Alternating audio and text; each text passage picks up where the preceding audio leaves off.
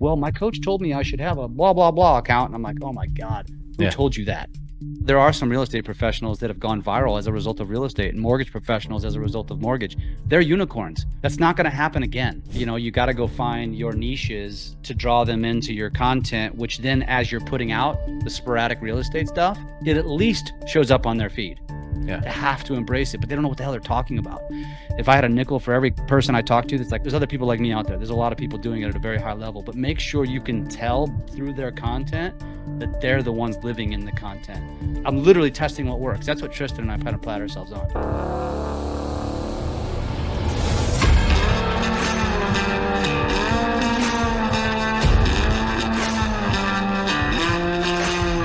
All right, you guys, welcome back to the Light It Up podcast. If you're new to this channel and you want to know everything about making money in real estate, selling, sales skills, building your business, or investing, then subscribe below, tap the bell for notifications so you can be the first to know what makes our great guests so successful. And we get calls and texts from people just like you every single day, and we absolutely love it. So whether you're new in the business or looking to grow, reach out. We're happy to help. All right. Jeff, thanks so much for being here. Thanks for having me. Great. Well, we're excited to spend some time with you today. Why don't you just tell us who you are and a little bit about your business? Yeah, sounds good. I do a lot of things. So my history, I have 23 years in the mortgage business, although I don't know if you could say I'm really in it anymore. I kind of say I moonlight in it. I really just business development, make it rain, create opportunities, because my influence is mainly in real estate. As a result of my partnership with Tristan and Lab Code Agents, and I host their podcast and basically have evolved into becoming a video expert, social media coach, and all of that really just happened as a result of needing to find differentiation from the competition in my market, which is St. Louis, about 7 years ago. And this is right about the dawn of Facebook Live. And I decided I'm going to test this out. Somebody was doing these coffee talks, and I'm like, I think this guy's onto something, and started doing it. And it just quickly evolved. My phone started to ring, and I quickly realized I've got something here, and it just has taken on legs of its own. So it started with video, which obviously evolved into social, and now here we are. And there's a little story behind social too. And Tristan and I were sitting there at the beginning of 2020, end of 2019, saying to each other, why didn't we embrace TikTok sooner? And we were relatively early adopters. I was early 2019 because I had teenage daughters, so I was doing dances with them, and because they wanted dad to go viral with them. But it took me about 6 months to realize, all right, I think there's something here. I think I can use these 15-second snips. This is going to be really good, a great teaser for real estate videos. And then I started to talk about it on stages, was called an idiot for a while. And then, of course, TikTok has become what it has become. And then overnight, it was like from idiot to genius. But it was as a result of that conversation where Tristan and I were saying, why doesn't a platform exist that aggregates all of the things that are going on in social, aggregates the news, the strategies, the what's up and coming? And we realized there's a lot of niche products, guys or gals that specialize in YouTube and Instagram and Facebook, but nobody that aggregates everything. And so we decided to just build it ourselves. And selfishly, we said, we're going to do this just for ourselves, just so we stay hip to what's happening. Yeah. And from there, it became a big Facebook group. We've got 11,000 people in our Facebook group. And then now we're everywhere, and we have a podcast, and we coach, and we do brand management and all kinds of stuff. And that's really what's led me to where I am today. A lot more exciting than mortgage, that's for sure. 10X. Yeah. Yes. Maybe 100. Yeah. Sweet, man. All right, well, let's jump into the lightning round before we dig in deeper. John, you want to start us off?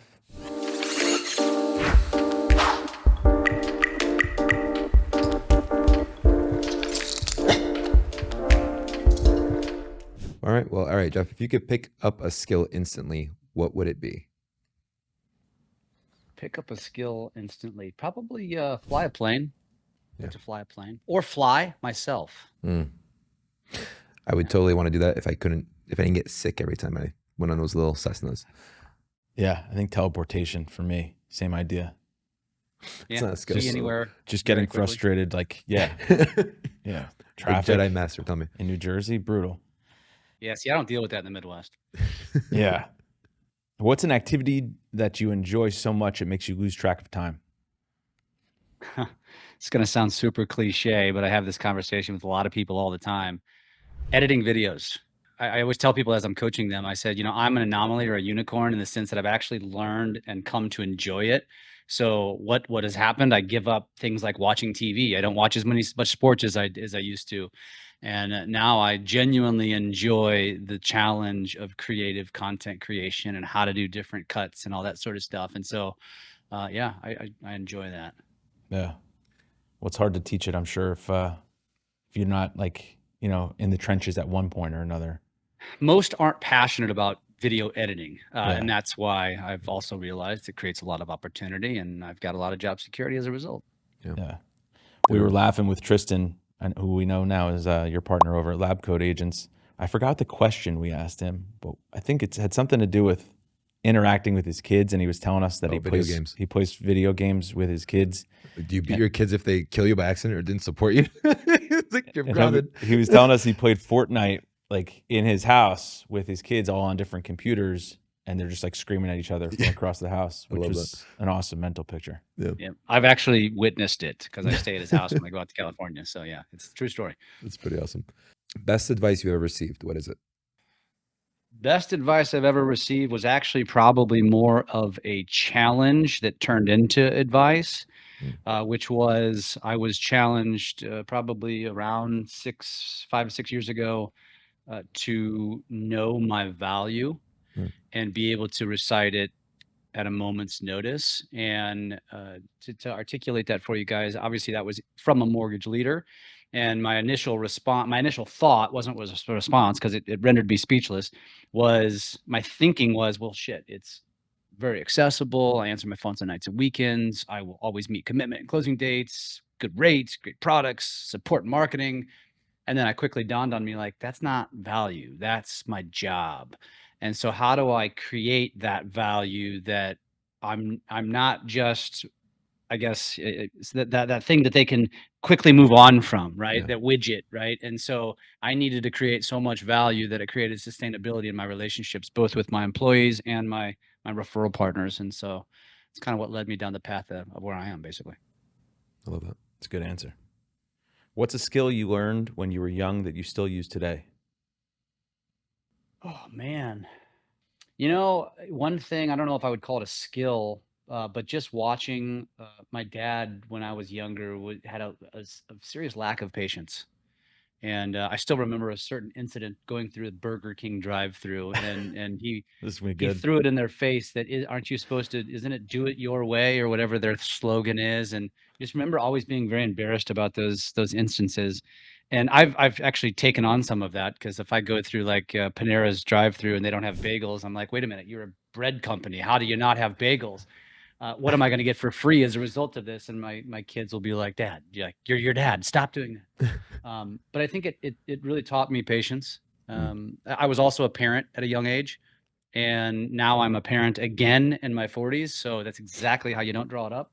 And I'm a completely different parent now than I was then. And it's just, it's patience, man. Always trying to be more patient. Got it. Last question. If your phone only had 5 apps, what apps would they be and why? That's easy. You got a camera. I need a video editor. And then I need probably the 3 favorite social apps. That's a tough one. Definitely TikTok. Probably going to go Instagram. And man, I want to go YouTube, but I feel like it would be stupid not to take Facebook because one talks to the other. Or maybe I can cheat it and say YouTube because I know when I post to Instagram, I can automatically post to Facebook. So yeah, that'll be my answer. I'll go with YouTube. Good answer. So those 3. Which editing app? Just to be specific. I actually use Viva Video, but CapCut's what I recommend to everyone. Yeah. Ironically, that's identical. Yeah. A lot of high quality producers will of content will say literally what you just said. And that's pretty wicked. For someone who's, let's say not as familiar with social, why is it important and what should they know? Oh God. Well, on a 30,000 foot level, understanding where the world is going, I think is incredibly important. And you have to understand, you really need to sit back and understand the difference in the way humans now, just live. And so you break it down into baby boomers and Gen X or similar. Some Gen Xers, I'm one of them, are really more of a crossover to a millennial. And then you've got this millennial generation and a Gen Z generation who have just been brought up completely differently. And so how they want to interact, how they want to build a relationship with a salesperson, or how they want to buy a product is completely different than the way we always did it. And so understanding that we are right now right in the middle. We're right, especially in real estate. We're right in the middle. We got baby boomers and Gen Xers who are arguably more important because they own the homes, they have the money. But we have a shift that is coming, and it's going to come as soon as our world figures out how to get housing prices more affordable, right? You've got two generations of humans that have never bought like any generation before them. They've been sitting on the sidelines. Millennials because they watched their parents get hammered in '07 and '08, and Gen Z because they can't afford it. And so what I think our industry really needs to embrace and understand is that those generations do not want you to call them. They do not want you to text them. They do not want you to knock on their door. They don't want to go out to networking events. They want to establish a relationship with somebody parasocially first, and then they'll decide who's worthy of a phone call, a text, a meetup. And I think a lot of our industry is literally going to go extinct the minute that Gen X and boomers start to dry up. And it's those who embrace this are going to create such an advantage for themselves because that's where it's going. Social media is replacing television. I use the example all the time. My wife sits down on the couch, turns on the TV, lays back, and gets on her phone. And I'm like, "Why'd you just turn on the TV?"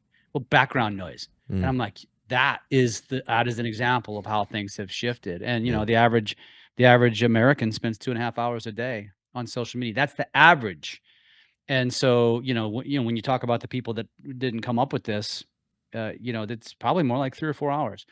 And you have such an opportunity that's free, organic, that you can reach an exponential amount of people if you just play the game right. Great answer. No, I love that. I'm guilty of that background noise too, by the way. Yeah. We all are. The attention span is shrinking like crazy. So yeah, everybody is. But the thing that stands out to me more than anything else is April 3rd. I don't know which generation it was, but April 3rd is when either Gen Z or millennials surpassed baby boomers. And baby boomers are known, especially for us from real estate. When you're talking to a baby boomer, they want face-to-face interaction. They want to talk over the phone to know you're real. Everybody else just wants a text, or they want some kind of like social proof to see that something's there. But even people who are now boomers, but they're now on social platforms and they get addicted to it. My mom was sending me recommendations for places to go eat from Instagram. I was like, "Mom, what are you doing?" She's like, "Go check this place out. It's really cool." But that's how crazy it's become. Now, for our industry, I think when you were sharing earlier, talking about like you lose time when you're editing, we had the privilege of being able to hang out with a gentleman named Julian Dorian, who like he blew up his YouTube channel. And Dory, and he was giving us like some advice. He was basically talking about how he obsesses over like every pixel. And he's a big like, YouTuber. Yeah, and he's like he has like 1,000 thumbnails before he picks one. He spends like 13 hours on one for this, that, and the other. And it almost reminds me of Mad Men. It's like a marketing thing. And it's like to that extent, you need to be thinking about how everybody's going to look at it, what they're going to think, how they're going to feel to trigger an emotion for them to want to actually look at your stuff. Can you comment on that? YouTube is a whole different beast. And I'm a huge fan of YouTube. I think the part of the problem with our industry, or really just the world in general, is that we look at YouTube and you look at Mr. Beasts of the world and you look at the creators like that, and we think, okay, I need to go down that path. And it's there's several reasons why it's extremely difficult to do so. One is it's long form. It's hard enough for us to press play and do anything in front of the camera, let alone talk for a while and talk eloquently. So as a result of that, the editing is much more time consuming because, as we discussed, like our attention spans are like that of a gnat. And so, the way the media has gone, it's constant cut. Like you gotta have constant jump cuts. So that's why I don't even go live much on platforms anymore, because I've noticed audiences don't engage with that as much because it's just the same me in front of them for several minutes, right? And they want a constant cut, and because it's just it's just something subliminal in us. And so there's that. And then honestly, the algorithm on YouTube is extremely challenging. And I learned this the hard way because I just played I used YouTube like I did every other social platform, and I was just kind of throwing shit up against a wall to see what sticks. And what I quickly realized was, and all algorithms are like this, but the algorithm needs to understand who you are so it knows who to show your content to. Yeah. So what he was talking about is super in depth. Like most people can't make it past what I just mentioned, let alone getting to the point where you're doing A/B testing, and he's doing A to Z testing Yeah. of thumbnails. Like that's super legit. And I know some hardcore YouTubers that are the same way. And I always tell people, I'm like, first of all, you got to start somewhere that's more palatable for you first.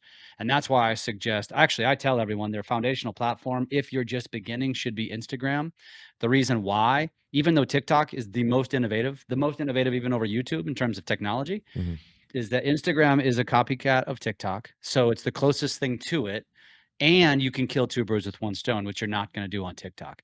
And so, when you're posting to Instagram, it can automatically go to Facebook, and you're not penalized for that. And so I tell everyone, like, if you're really wanting to take this serious, embrace Instagram, make that your go-to platform, make that the platform that you create in, because they have the tools, the effects, which will make you a better Facebook creator. So your content will be elevated over on Facebook versus your antiquated peers and competition.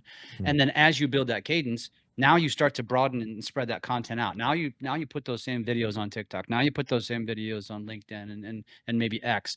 And then as you then identify and niche down to what your audiences want, then you take that niche content that's performing very well on a platform. Now you've got a whole library of it to go build a YouTube channel off of. Yeah. And so you start it with all of your shorts because you've been doing these shorts usually, and then you start creating maybe one a week long form. It just becomes much easier to now establish and build a YouTube channel versus people that are like, I'm just going to go build a YouTube channel. I'm like, good luck. Yeah. It's going to be very hard. Yeah. We've So learned that. that's kind of my high level explanation. No, So- yeah, that's solid. So everyone, so people in the, obviously the subscribers here and the viewers here are real estate professionals, mortgage professionals, investors. So you're saying start on Instagram. Where do they go from there? Like what topics should they focus on? Where do they get some ideas? Give us sort of the basics. Great question. So one of the biggest mistakes that I hear most social coaches saying is you need to niche down. And it's not a mistake in the sense that they're wrong. They're right. The problem is, and especially for our industry, is, as you all know, and we all know, at some point during social's evolution, we as an industry decided that we were going to use social media to advertise. It's social media. It's not business media. It's not advertising media. It's social media. It was designed to stay in touch with your friends and your family and stay connected and be entertained and all those sorts of things, right? And all of a sudden, we decided that it was a good idea to post a picture of ourselves at closing with our customers, and we thought that was a good idea. And then we thought at some point in time that it would be a good idea to post a Monday market update, because as if consumers really actually care, and that our entire social strategy was going to be about, look at this open house, look at my new listing, look at my closed sale. And the reality is all of that content is all very self-serving. And so when I talk about the niche down, when a real estate agent historically has been told niche down, well, what are we thinking? Well, I'm doing this for my business, so I'm going to niche down on real estate. So now you just lumped yourself into a group of roughly 3+ million real estate professionals, because that's how many licensed real estate professionals there are. And they're all doing very similar things. So now you're massively diluted, and you're putting out content that consumers don't actually give a rat's ass about. And so they're right. You do need to niche down. The difference is you don't get to choose your niche. Your audience chooses your niche. And so going back to the original question, as you're trying to determine, okay, what are my niches going to be?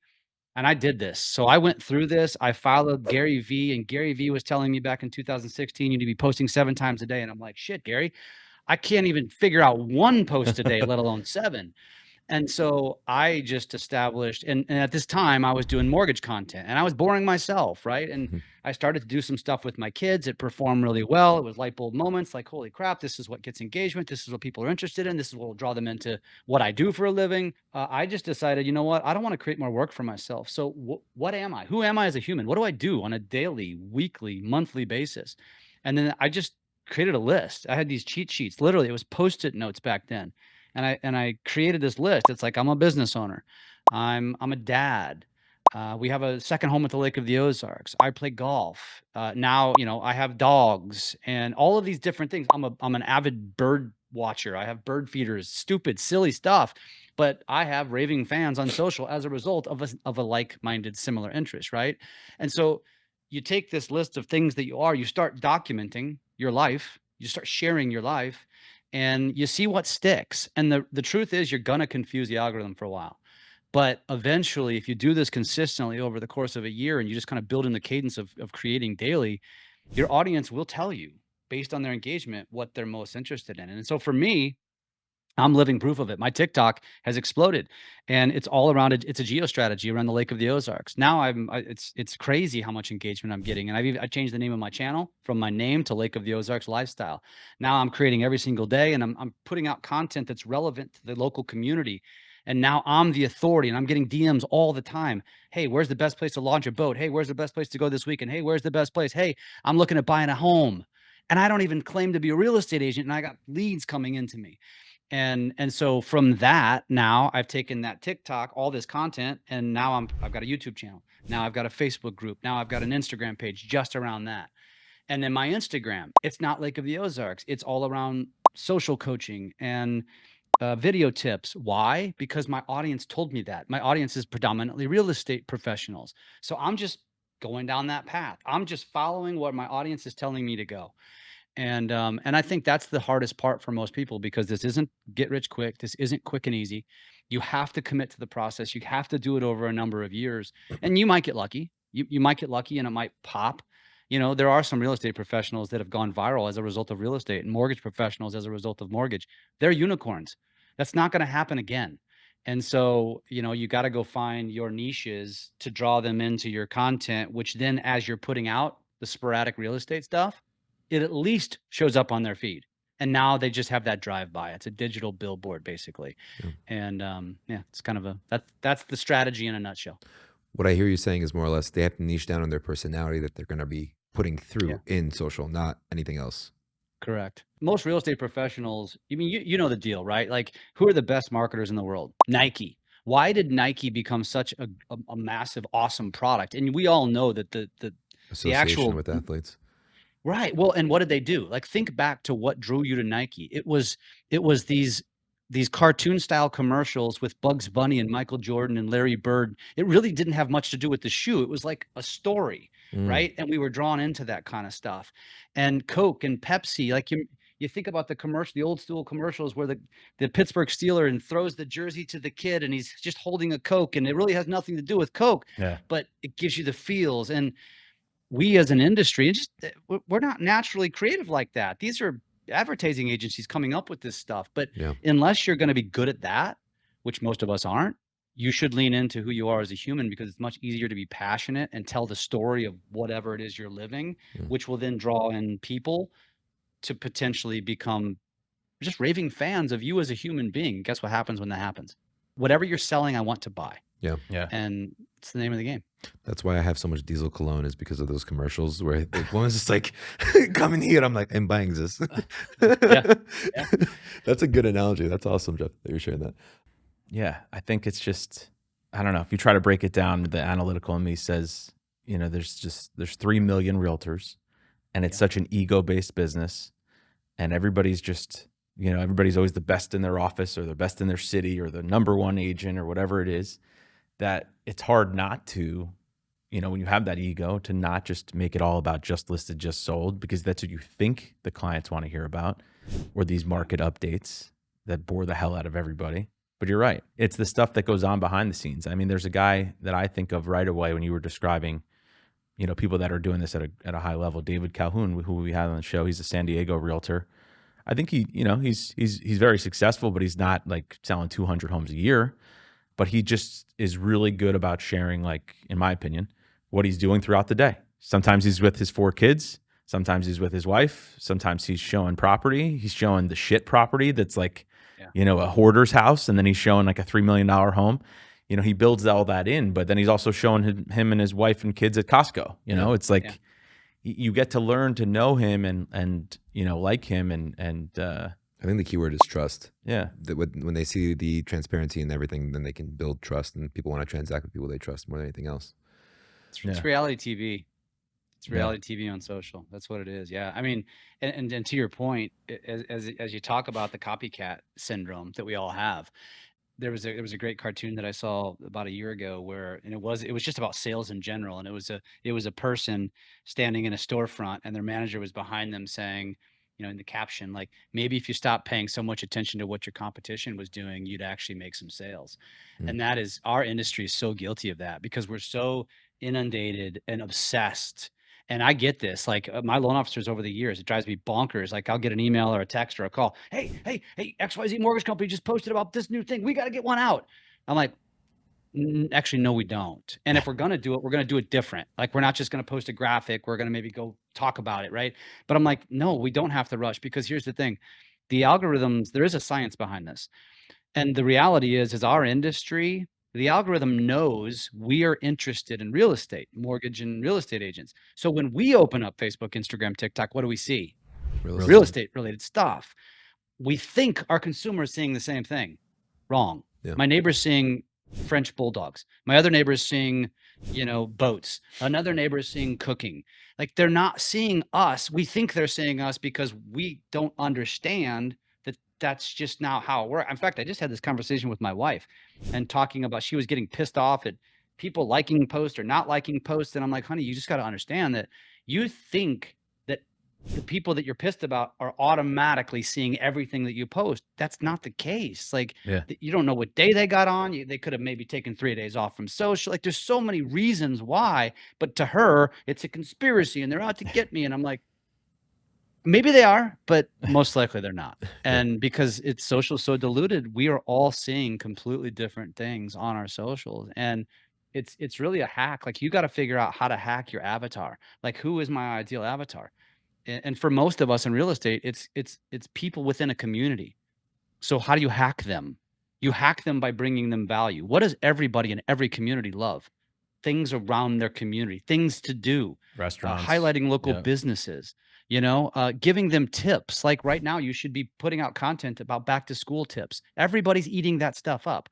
Labor Day is right around the corner. Why don't you put out a post that says, hey, here are 5 things to do within an hour of whatever geographic area you're in, within an hour drive. That's the kind of stuff people will not only consume, but they'll share, they'll save, because it actually is something useful to their life. We think that mortgage rates and listings are relevant to their life. It's not. We all know the data. How often does somebody buy? Every 6-7 years? They don't care. Yeah. The challenging part is being original. That's the biggest thing. And just thinking of it, planning for it is the hardest part. But does it have to be original? No. But it has to be you. Well, it has to be. It does have to be you. It has to be you and your twist on it. But I think you could easily copy somebody else's ideas or even just, you know, topics, right? Like if I see Jeff do a great post about a great local restaurant he went to, I could easily copy the same thing. Not original. I'm copying it, talking about another local restaurant in my area. Well, let's ask that. Also realizing that our audiences are very different. So even though the two of you might be in the same market, you could do the exact same the same idea behind a video. You're going to do it different because you're two different people. The same restaurant, the same business, and actually there'd probably be very few duplicates. Yeah. What do you teach for people to get into that creative element? A lot of it is that. It's the psychology. In fact, I just quoted somebody today, an agent in Nashville who already has the team, has the VAs doing the editing. She's like, I just need the creative genius. I need help. And so literally that's what I said. I said, well, I'm gonna have you do some homework. I'm gonna have you send me back, you know, do this pillars of content thing.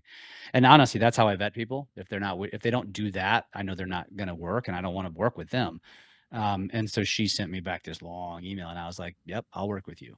And she will just be hiring me for accountability and to help her come up with ideas.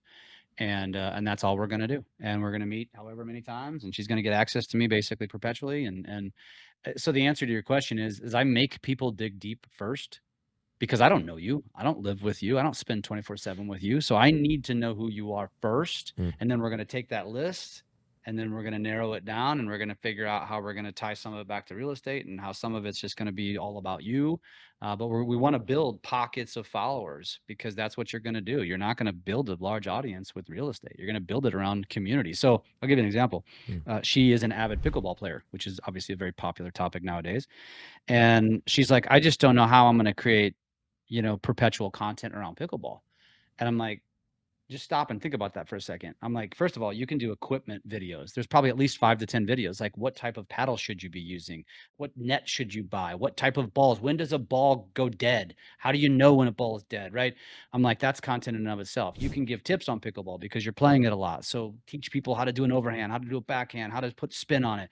And then I'm like, how many pickleball courses are there, or courts are there in the city of the greater Nashville area? And she's like, oh my God, tons. And I'm like, there you go. Rate them Like, all. you're going to be now putting out content like where they can play pickleball in this particular community. And now you can do it all around the city. I'm like, you've probably got a year's worth of pickleball content, 1 video a week, bam, done.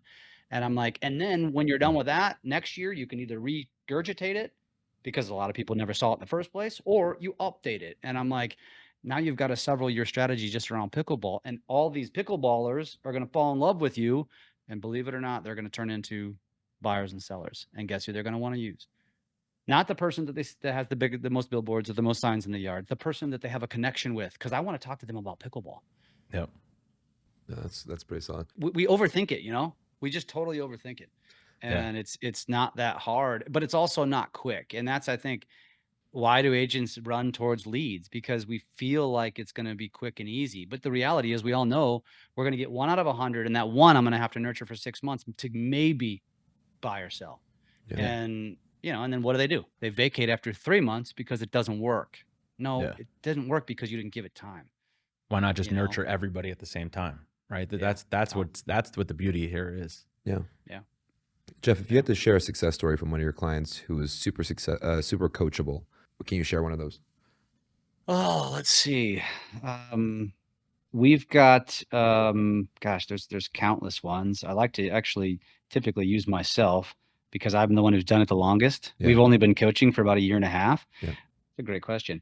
We've got an agent in Indianapolis.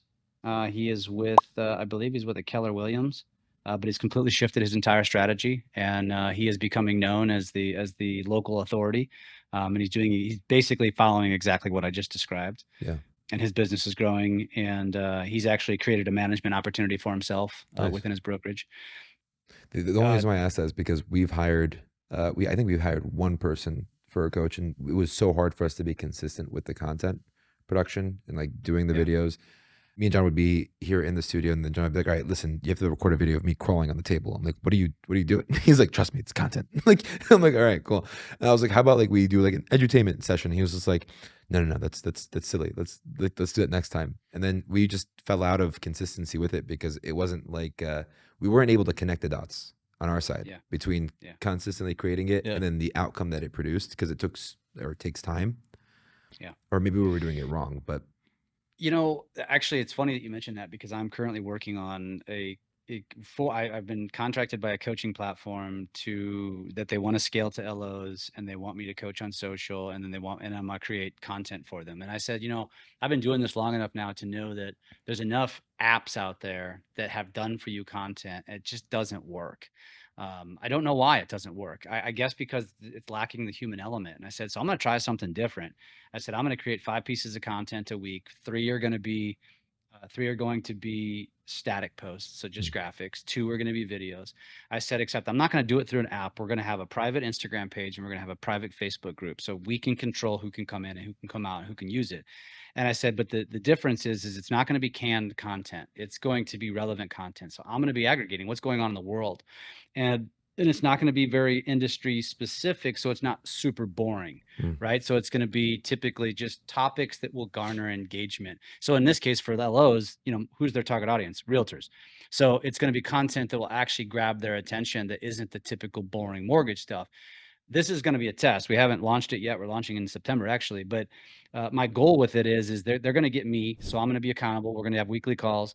I'm going to be actually creating the content that I want them to create. So not only will I be creating it, but for example, if I do a green screen in Instagram, I'm also going to give them a tutorial. This is how you do this. And so I'm going to be laying it on a platter to say, just literally take, and I'll give them a script if they want it. So it'll be like, here's my script, put it in a teleprompter, record it, whatever, or just riff it yourself. Yeah. I gave you the context, take some notes and just do it. And we're going to see if that works, because the ultimate goal that I have is exactly what you guys just said. I want to be able to deliver results. I don't just want to deliver content. I don't just want to deliver something tangible that you can use that you won't use.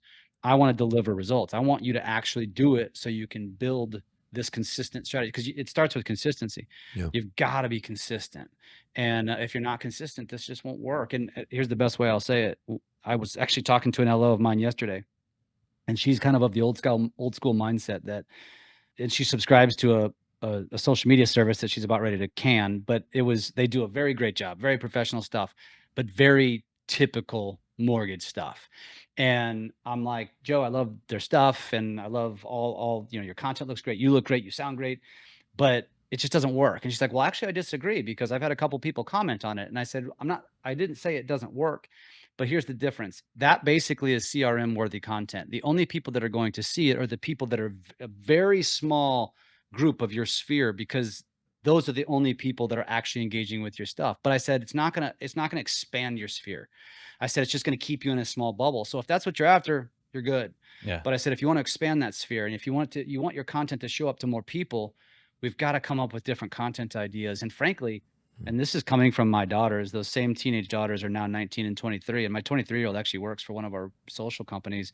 And she's the one who's told me multiple times, Dad, your stuff's overproduced.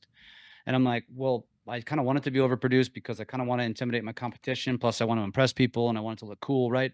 But she's like, yeah, but look at and she gives me examples of various influencers in the same space as me. And she's like, look what they're doing. Like, they're taking their camera, they say a hook, then they switch their camera around and just kind of zoom in on the screen. And then they switch the screen and say something else. And it's good. It's got the jump cuts, but it's not fancy editing. It's pretty simplistic. She's like, try this, just try it. And I'm like, I'm going to listen to you, Gen Zer, and I'll test it out and see what happens. So I do a combination of both, but yeah, it's pretty crazy. We're constantly testing. So I will say this, last thing I will say, because I know time's getting long, is when you, as a listener, somebody listening to this, there's a lot of social media experts, and I'm putting that in quotations, because what defines us as an expert? We don't have Harvard degrees. We don't have college degrees or any degree of any kind in social media. So what makes somebody an expert on social media? The answer is they're doing it. They're pushing the buttons. And you guys have probably interviewed some of these people, very successful people in our industry that have massive followings, way bigger followings than me on social, not because they're good at social, but because they were successful before they got into social. They hired teams, the teams blew them up, and that's why they're good at it. But if you ask them, hey, how do I shoot a green screen on Instagram? They would look at you like you had 3 heads. They didn't have a clue. They're not pushing the buttons. Right. And so my opinion is, and that's why I love Gary Vee, because you could tell Gary Vee was living in the game. And so find the people that are in the game, because you're going to learn a hell of a lot more from them. So people like me, we 5x'd our mortgage business as a result of social. Yeah. And it wouldn't have happened without it. And so it's like, now that's why I'm so passionate about it. And most of these coaches, real estate coaches, are now becoming social coaches. Why? Because they have to. Yeah. They have to embrace it, but they don't know what the hell they're talking about.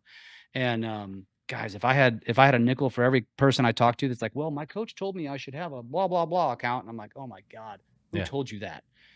And I'm like, all they did was go online and read something. They're wrong. And I'm like, and I'll tell you why. And so it blows my mind. And so that's the biggest thing I can say for people is there's other people like me out there. There's a lot of people doing it at a very high level, but make sure you can tell through their content that they're the ones living in the content, because it makes you a better practitioner. It makes you a better coach, because I'm literally testing what works. That's what Tristan and I kind of pride ourselves on. Yeah. We're the ones doing the editing, seeing what works, testing the platforms, testing the styles of content. And so, I would say over the years when I've had real estate coaches, it was always a better experience having a coach that was actually selling real estate right now as well. Right. Yes. Sometimes you get that. Sometimes I've had some great coaches that were retired, but then they were sort of giving me their wisdom, their playbook. But then there was other times where, your coach was actually selling real estate right now as well. And they're like, this is what's working in my market right now. Yeah. Well, think about it like this, like technology cannibalizes itself. Every year we get a brand new phone. So then the old phone becomes obsolete. Social is exactly like that. So if you're not constantly adapting, then you become obsolete very quickly. So isn't that what makes it fun though? That's what makes it challenging. But then, yeah, like if the same way you got motivated by getting challenged, right, by the value proposition by the loan officer, so that's the kind of same challenge. So somebody who's like that is somebody that you want on your side for sure. That makes a lot of sense. You know what you just said? That's the difference between the two different people. Like, to me, it's exciting. To most, it's overwhelming. Yeah. And so you have to figure out how to switch your brain to embrace it and not be so overwhelmed by it. Like, oh, another app, right? Yeah. Because that's what we all say. It's like, Jeff's telling us to get on Lemonade now. Last year, he was telling us to get on Be Real, because I'm just out there telling you what's the next app that we should be paying attention to. I'm not saying it's going to be the biggest thing, but I'm not missing out on the next TikTok. And so I'm going to be paying attention to what's coming.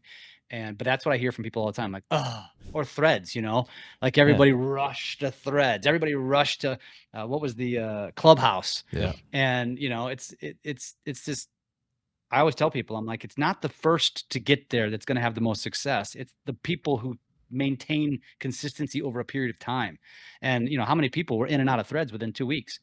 And I don't know if it's going to be useful or not, but I use it. I like it better than X. I like it better than Twitter. Why? Because it connects to my Instagram. So now I can kill two birds with one stone. When I post a thread, I can connect it straight to my stories, and bam. And I'm like, I just want efficiency. And so, yeah, maybe Threads will become something. And if it does, I'll be there. Yeah. No, that's golden, man. I think it's those people who, though, that roll their eyes when a new app comes out or a new platform. It's just the same people who don't want to adapt and learn in other areas.